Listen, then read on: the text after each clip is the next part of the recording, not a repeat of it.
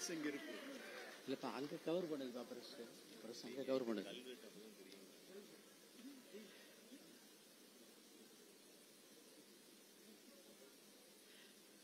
நாற்பது வயதிலே 11 இலாக்காக்கள் அதை திறம்பட செய்வார் என்று மோடிஜி இவர் மீது வைத்த நம்பிக்கை.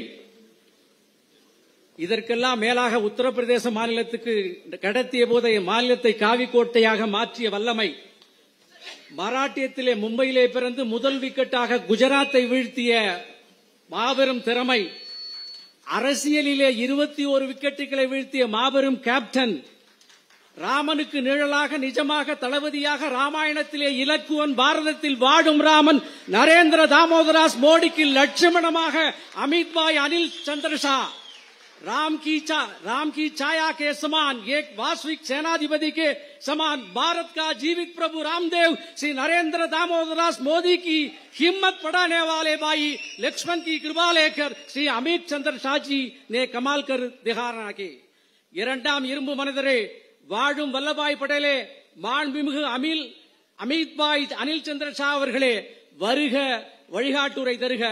जीवित वल्लभभाई पटेल दूसरा आयरनमैन अमित भाई को स्वागत करते हैं.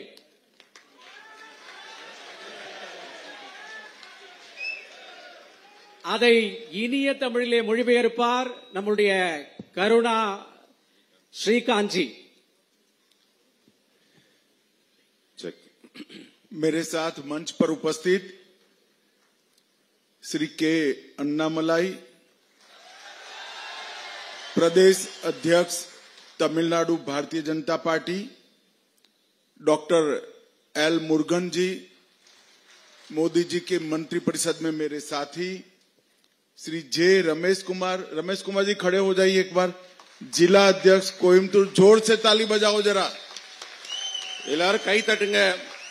மாவட்ட தலைவருக்கு श्री नयनार नागेंद्रन जी, श्री अरविंद मेनन जी, श्री पी सुधाकर रेड्डी जी, पूर्ण Radhakishan ji, Tamilisai ji, Shri H Raja ji, Shrimati Vanathi Srinivasan ji, M Chakravarthy ji, doctor P Kanagar ji, A P Muruganandan ji, S R. Sekhar ji, और आज कोयम्बतूर के जिले भर से आए हुए प्यारे कार्यकर्ता भाइयों बहनों, वणक्कम, नमस्कार. கோவையிலிருந்து வந்திருக்கும் உங்கள் அனைவரையும் வணங்கி மகிழ்கிறேன். सबसे पहले मैं कोयम्बतूर के सभी नागरिकों को, तमिलनाडु के नागरिकों को और देश भर के शिव भक्तों को शिवरात्रि की बहुत बहुत शुभकामनाएं देता हूं. கோவை மக்களுக்கும் தமிழ் சொந்தங்கள் அனைவருக்கும் சிவராத்திரி நல்வாழ்த்துக்களை தெரிவித்துக் கொள்கிறேன். और आप सभी की क्षमा प्रार्थना के साथ मेरी बात की शुरुआत करता हूं, क्योंकि मैं विश्व की सबसे पुरानी भाषाओं में से एक महान तमिल भाषा में मेरी बात रख नहीं सकता, इसलिए मैं आप सभी से क्षमा मांगता हूं. உலகின் மிக தொன்மையான மொழியான தமிழ் மொழியிலே என்னால் பேச முடியவில்லையே என்ற வருத்தத்தோட உங்கள் அனைவரிடமும் ஒரு மன்னிப்பு கேட்டுக்கொண்டு என் உரையை தொடங்குகிறேன். भाइयों बहनों, आज यहां पर हमने 3 कार्यालय के उद्घाटन किए. कोयम्बतूर कार्यालय में हम सब बैठे हैं, इसके साथ साथ तिरुवन्नामलाई और रामनाथपुरम के कार्यालय के भी उद्घाटन किए. ये भारतीय जनता पार्टी का कार्यालय बाकी सारे राजनीतिक दलों के कार्यालय से अलग होता है.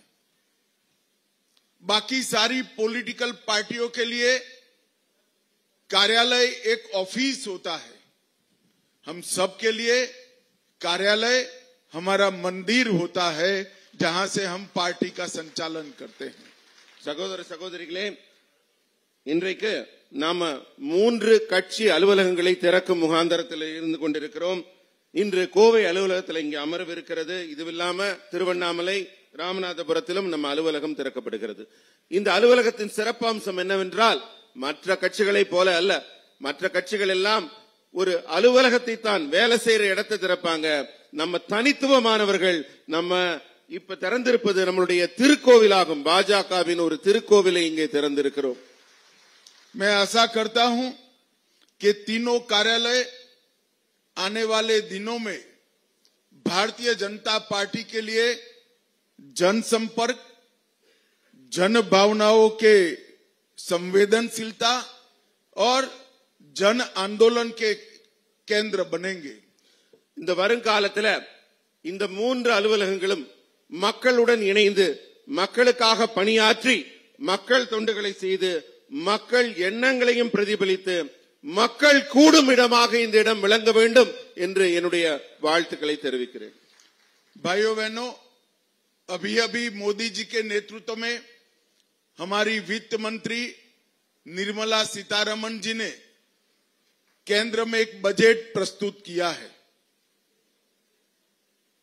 இப்ப நம்ம பாரத பிரதமர் திரு மோடி அவர்களின் தலைமையின் கீழே நம்ம மாண்புமிகு நிதி அமைச்சர் திருமதி நிர்மலா சீதாராமன் அவர்கள் மிக அற்புதமான ஒரு பட்ஜெட்டை இப்போது தந்திருக்கிறார். वो बजट के अंदर कई सारी मध्यम वर्ग, किसान और एमएसएमई की योजनाओं को देश के सामने रखकर किसानों के कल्याण के लिए, मध्यम वर्ग की भलाई के लिए और एमएसएमई के उनके बिजनेस के विस्तार के लिए कई सारी योजनाओं को लेकर मोदी जी हमारे सामने आए हैं. இந்த பட்ஜெட் 3 மிக முக்கியமான அம்சங்களை கருத்தில் கொண்டு உருவாக்கப்பட்டிருக்கிறது. மத்திய தர வர்க்கம் இங்கு மிக ஆழமாக இதுல கவனிக்கப்பட்டிருக்கிறார்கள். அதே போல விவசாயிகள், அதே போல எம்எஸ்எம்இ. இதுல பாத்தீங்கன்னா மத்திய தர வர்க்கத்தினரின் இனி வருங்கால வளர்ச்சி அதுல ரொம்ப குறிப்பாக கவனிக்கப்பட்டிருக்கிறது. விவசாயிகளின் மேன்மை நலன் இதுல முக்கியத்துவம் கொடுக்கப்பட்டிருக்கிறது. அதே போல தொழில் வளர்ச்சி எம்எஸ்எம்இ மூலம் ஒரு புரட்சியை உருவாக்க வேண்டும் என்ற எண்ணத்திலே இந்த பட்ஜெட் உருவாக்கப்பட்டிருக்கிறது. ये 2024 का साल एक प्रकार से भारतीय जनता पार्टी के लिए ऐतिहासिक वर्ष रहा है. இந்த 2024ஆம் ஆண்டு பாஜகவை பொறுத்தவரை மிக முக்கியமான ஒரு வரலாற்று முக்கியத்துவம் பெற்ற ஆண்டாக அமைந்திருக்கிறது.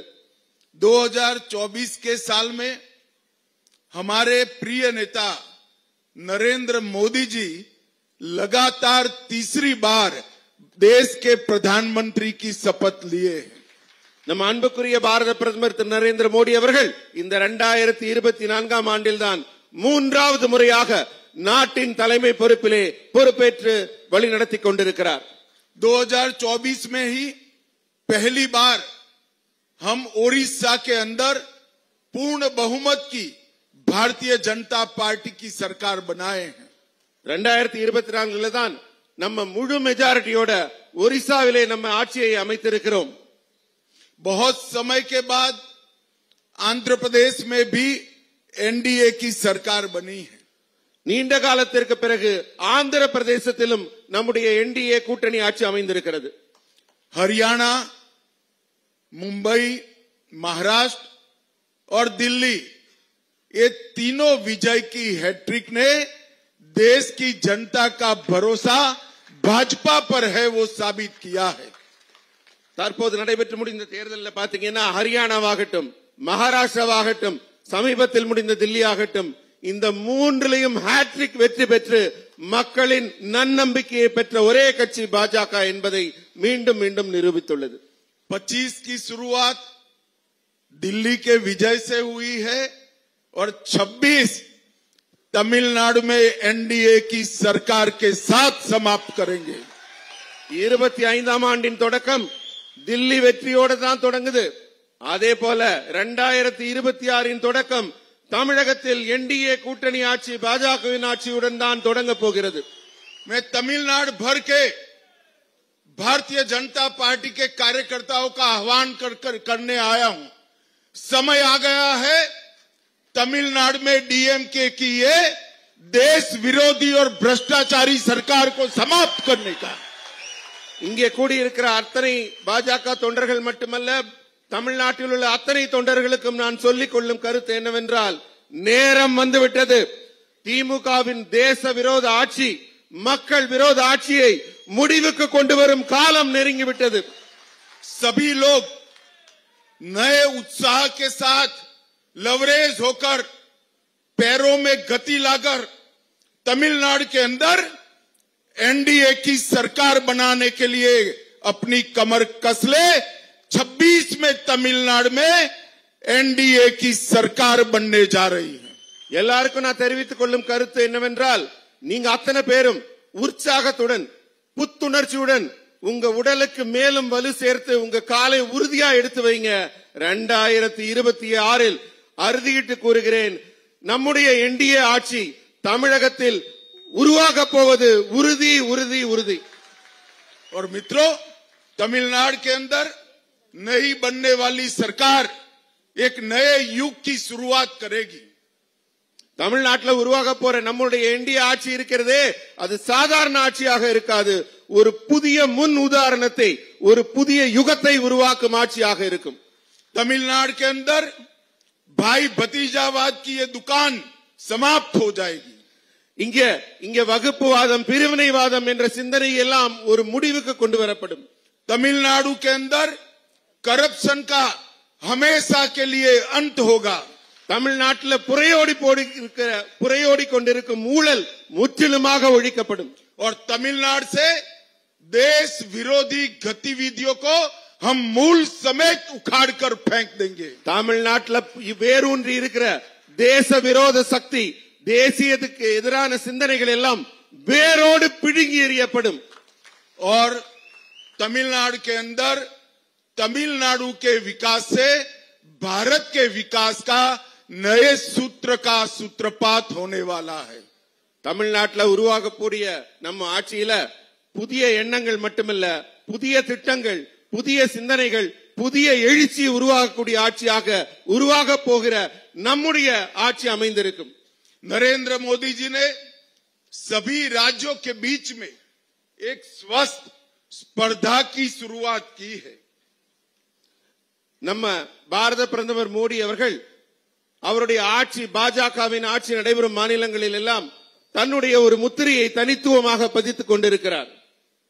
नरेंद्र मोदी जी ने तमिल भाषा, तमिल संस्कृति और तमिलनाडु इसके सम्मान के लिए आजादी के बाद अगर सबसे ज्यादा किसी ने काम किया है तो हमारे प्रिय नेता नरेंद्र मोदी ने किया है. தமிழ் மக்களின் வாழ்வியல், தமிழ் மக்களின் மொழி வளம், தமிழ் மக்களின் அந்த கல்ச்சர், அவங்களுடைய எல்லாவற்றையும் போற்றக்கூடிய ஒரு மாபெரும் தலைவராக பாரத பிரதமர் நமது மோடி அவர்கள் இருக்கிறார்கள். சுதந்திர இந்தியாவிற்கு பின்னால் தமிழ் மொழியையும், தமிழ் இலக்கியத்தையும், தமிழ் பண்பாட்டையும், கலாச்சாரத்தையும் போற்றக்கூடிய மிகச்சிறந்த மனிதராக, மிகச்சிறந்த பிரதமராக நமது பாரத பிரதமர் மோடி அவர்கள் விளங்கிக் கொண்டிருக்கிறார். पवित्र सेंगोल को संसद भवन में प्रस्तापित कर सारे भारत के लोकतंत्र के मंदिर में तमिल संस्कृति को प्राधान्य देने का काम नरेंद्र मोदी जी ने किया है. ஜனநாயகத்தின் கோவிலாக கருதப்படும் பாராளுமன்றத்தில் நம்முடைய மூவேந்தர்கள் கையில இருந்து அலங்கரித்த செங்கோலை, அந்த புனிதமான செங்கோலை கொண்டு அலங்கரிக்க செய்தாரே பாராளுமன்றத்தில், இதைவிட தனிச்சிறப்பு தமிழுக்கு யாரால் செய்திருக்க முடியும்? तमिलनाडु के अंदर कानून और व्यवस्था की परिस्थिति पूरे देश के अंदर सबसे खराब कानून और व्यवस्था की परिस्थिति तमिलनाडु के अंदर. மொத்த இந்தியாவிலேயும் இருக்கிற மாநிலங்களை எல்லாம் பார்க்கும்போது தமிழ்நாட்டில் தான் சட்டம் ஒழுங்கு மிக கேவலமான நிலையில சீரழிந்து காணப்படுகிறது. प्रीमियम संस्थाएं और यूनिवर्सिटी में भी हमारी महिलाएं, छात्राएं सुरक्षित नहीं है. பல்கலைக்கழகம் போன்ற மிக முக்கியமான இடங்கள்ல கூட நம்முடைய பெண்கள், நம்முடைய சகோதர சகோதரிகள் மானத்தோடு சென்று வரக்கூடிய, பாதுகாப்போடு சென்று வரக்கூடிய சூழல் இல்லை என்பது மிகவும் மோசமான முன்னுதாரணம். 700 दिन के बाद भी वेंगई वायल घटना के असली दोषियों को गिरफ्तार नहीं किया गया है. வேங்கை வயலில் நடந்த ஒரு சம்பவம் நடைபெற்று 700 நாட்கள் கழிந்த பிறகு கூட இன்னும் குற்றவாளியை கண்டுபிடிக்க முடியாமல் அந்த கேஸ் இன்னும் அப்படியே தொங்கிக் கொண்டிருக்கிறது. अवैध शराब की कंप्लेन करने पर अवैध शराब बनाने वालों पर कार्यवाही करने की जगह विरोध करने वाले कॉलेज के छात्रों की हत्या कर दी जाती है. கள்ளச்சாராயம் புரையோடி கிடக்கிறது. கள்ளச்சாராயம் காய்ச்சறவங்களை பிடிக்காம கள்ளச்சாராயம் காய்ச்சறாங்கன்னு யாரு கம்ப்ளைண்ட் கொடுக்கிற கல்லூரி மாணவர்கள் திடீரென்று கொல்லப்படுகிறார்கள். और मित्रों, देश विरोधी प्रवृत्ति भी चरम सीमा पर है. இப்ப தேச விரோத சிந்தனை மட்டும்தான் இங்கு ஆட்சி கட்டிலில் இருக்கிறது. 1998 के बॉम्ब विस्फोट के आरोपियों का, इसके मास्टरमाइंड का अंतिम यात्रा को सुरक्षा देने का काम ये तमिलनाडु सरकार ने किया है.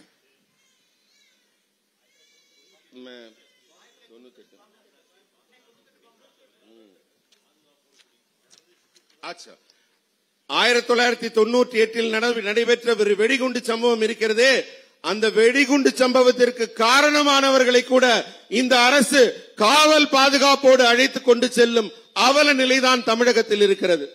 ड्रग माफियाओं को भी ड्रग बेचने की खुली छूट यहां पर मिली हुई है. சிந்தட்டிக் ட்ரக்ஸ் சொல்லக்கூடிய கல்லூரி மாணவர்களையும் இளைஞர்களையும் கெடுக்கும் இந்த ட்ரக் மாஃபியா கும்பல் கூட ஆட்சியாளர்களின் ஆசையோடு நடைபெற்றுக் கொண்டிருக்கிறது. अवैध खनन करने वाले खनन माफिया राजनीति को भ्रष्ट करने में लगे हैं. இந்த இதே போல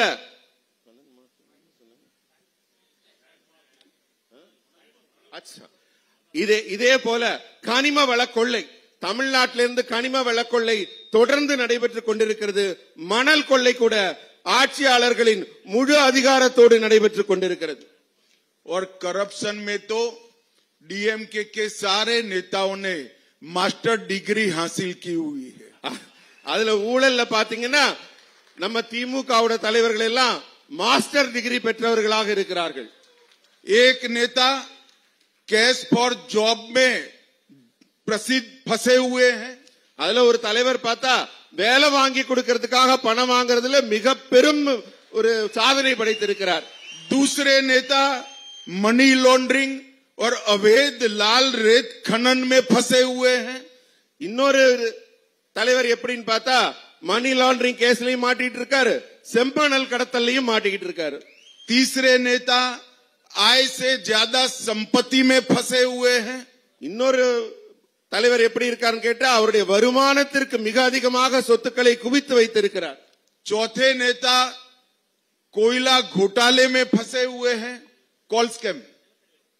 அதை விட இன்னொருத்தர் என்னன்னு கேட்டா நிலக்கரியில மிகப்பெரிய ஊழல் செய்திருக்கிறார். पांचवें नेता 6000 करोड़ की सीआरआईडीपी योजना में आरोपित है.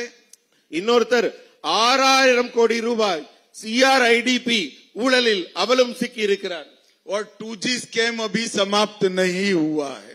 மறக்கவே முடியாது, இந்த 2G ஊழல் இன்னும் முடியவில்லை.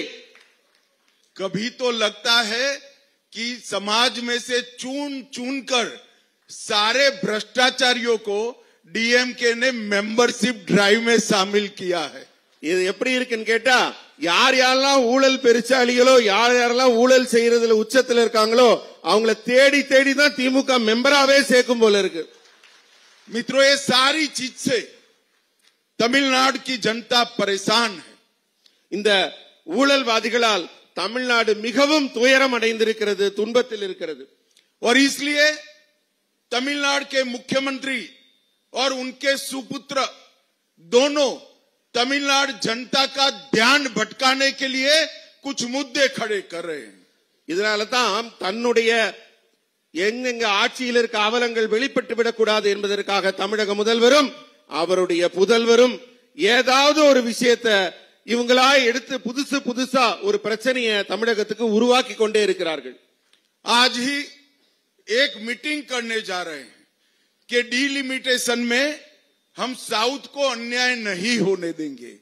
श्रीमान स्टालिन जी, मोदी सरकार ने लोकसभा में स्पष्ट किया है कि डीलिमिटेशन के बाद प्रोरेटा के हिसाब से दक्षिण के एक भी राज्य का एक भी सीट कम नहीं होगा. திரு ஸ்டாலின் அவர்களே, நீங்க புதுசு புதுசா ஏதாவது கண்டுபிடிக்கிறீங்க.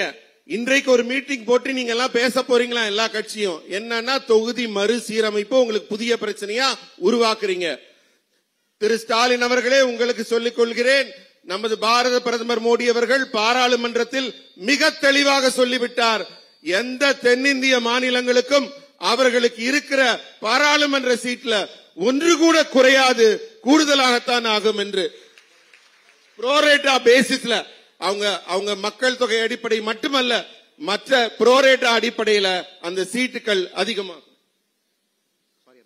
நம்முடைய பிரதமர் அவர்கள் மிக தெளிவாக பாராளுமன்றத்திலே சொல்லி இருக்கின்றார்கள், விகிதாச்சார அடிப்படையில் இன்னைக்கு எவ்வளவு பாராளுமன்ற உறுப்பினர் இருக்கின்றார்களோ இந்தியா முழுவதும் விகிதாச்சார அடிப்படையில் அதே உயர்வு இருக்கும் பொழுது எந்த மாநிலத்திற்கும் ஒரு சீட்டு கூட குறையாது என்பதை நம்முடைய பிரதமர் அவர்கள் உறுதிப்படுத்தியிருக்கிறார்.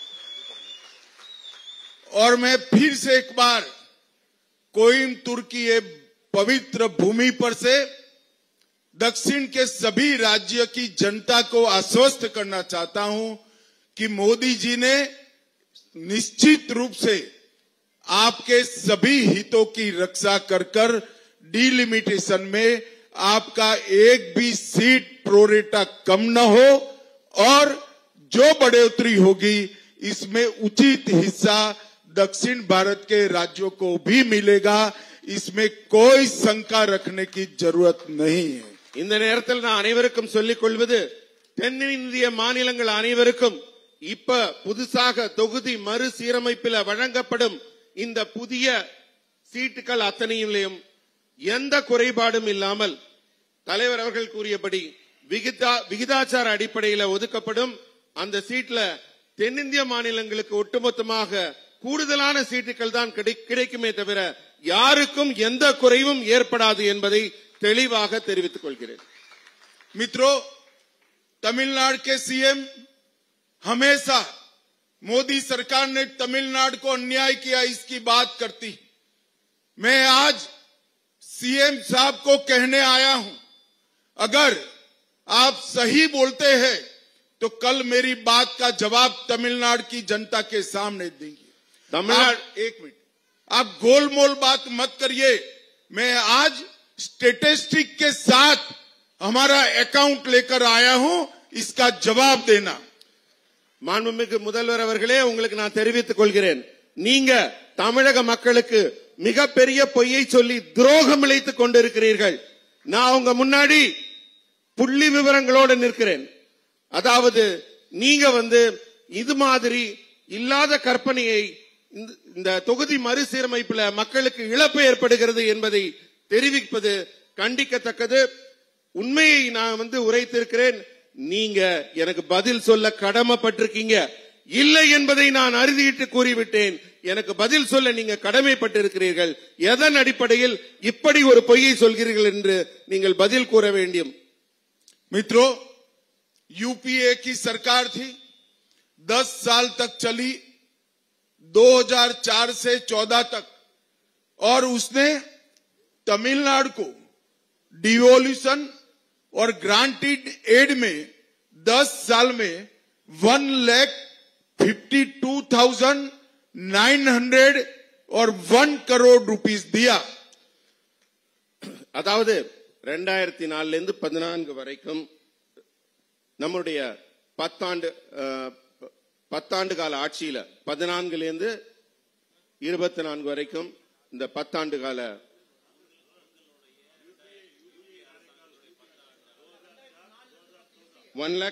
नहीं, यूपीए सरकार, आप लिखिए जरा. हाँ जी, यूपीए सरकार ने 10 साल में 1,52,901 करोड़ रुपीस तमिलनाडु को दिया. அதாவது 2004 இருந்து 14 வரைக்கும் நடைபெற்ற யூபிஏ கவர்மெண்ட் ஆட்சியில டெவல்யூஷன், கிராண்ட் இன் எய்ட், அதாவது இந்த திட்டங்களுக்காக வழங்கப்படும் மானிய தொகை உட்பட கொடுக்கப்பட்ட மொத்த தொகை 1,52,901 கோடி ரூபாய். और मोदी सरकार ने 2014 से 24 10 साल में 1,52,000 की कंपैरिजन में 5,08,337,000 करोड़ रुपीस दिया। மோடி அவர்களின் ஆட்சி 2014 இருந்து 24 வரை நடைபெற்ற போது இதே போல திட்டங்களுக்கான தொகையும் மானிய தொகையும் சேர்த்து வழங்கப்பட்ட தொகை நீங்க 1,52,000 கம்பேர் பண்ணி பாத்தீங்கன்னா 5,01,337 கோடி ரூபாய் 5 மடங்கு கிட்டத்தட்ட அதிகமாக தரப்பட்டிருக்கிறது। यूपीए ने 10 साल में 1,52,000 करोड़ और मोदी जी ने 10 साल में 5,08,000 करोड़ रुपीस तमिलनाडु को दिया है। யூபிஏ அரசு கொடுத்தது 1,52,000 சில்லற கோடி, ஆனா மோடி அவர்கள் கொடுத்தது 5,08,337 கோடி। और इसके अलावे 1,43,000 करोड़ इंफ्रास्ट्रक्चर डेवलपमेंट के लिए अलग से दिया है। இது மட்டும் இல்லாமல் 5 லட்சம் கோடிகள் இல்லாமல் கட்டுமான பணிகளுக்காக 1,43,000 கோடி வழங்கப்பட்டுள்ளது।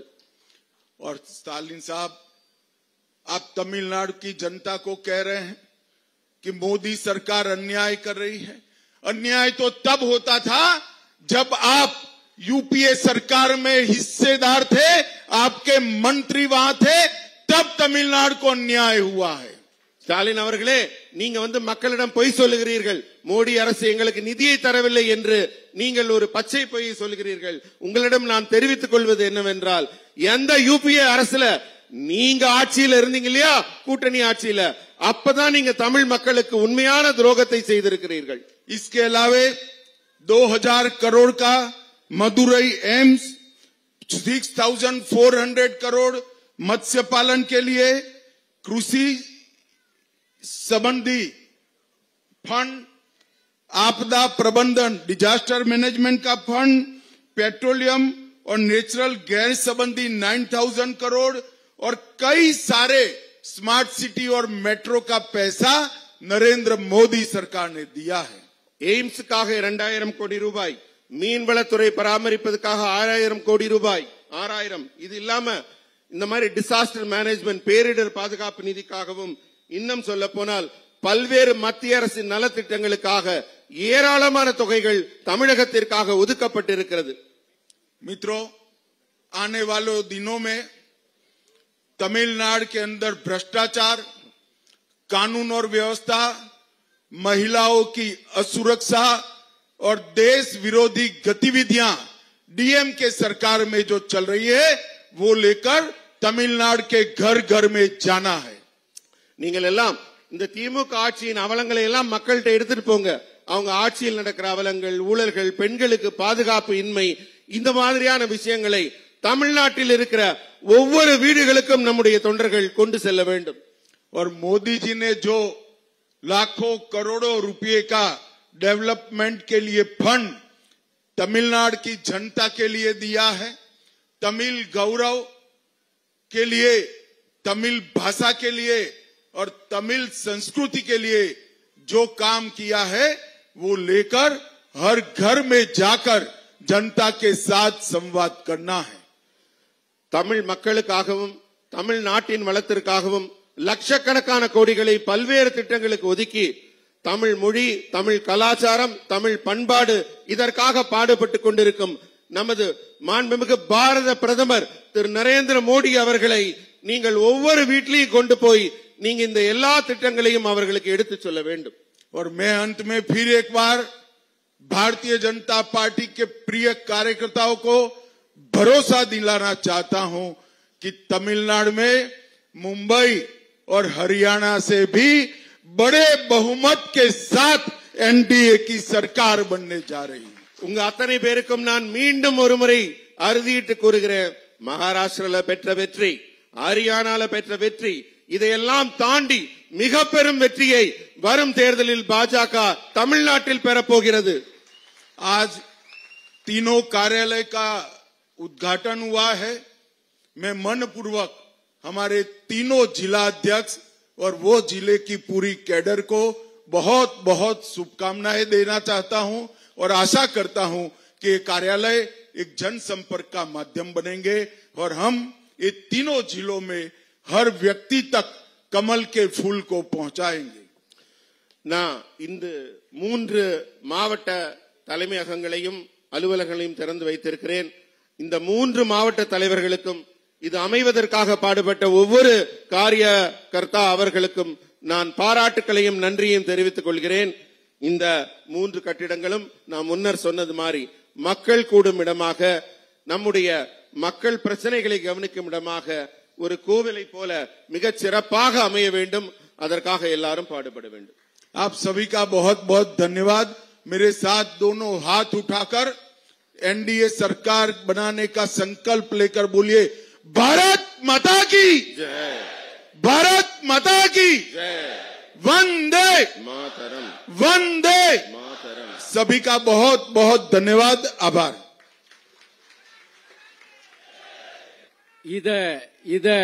இதைத்தான் எதிர்பார்த்தோம் அமித்ஷாஜி.